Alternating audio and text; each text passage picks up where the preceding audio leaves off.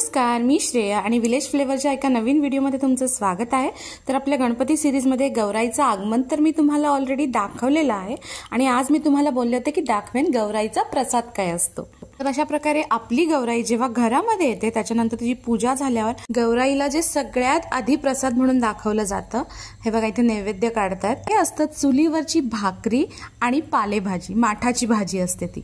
ही बघा, चला तुम्हाला दाखवते। तर अशा प्रकारे गौराईला प्रसाद दिल्यानंतर तो सगळ्यांना वाटला जातो आणि मग उद्या इथे आगमन होणार आहे गौराईच्या मूर्तीचं।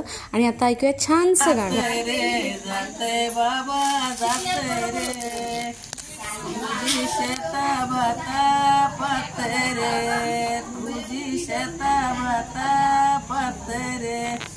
तुझे शेताला बरकत रे, तुझे शेताला बरकत देत रे, जाते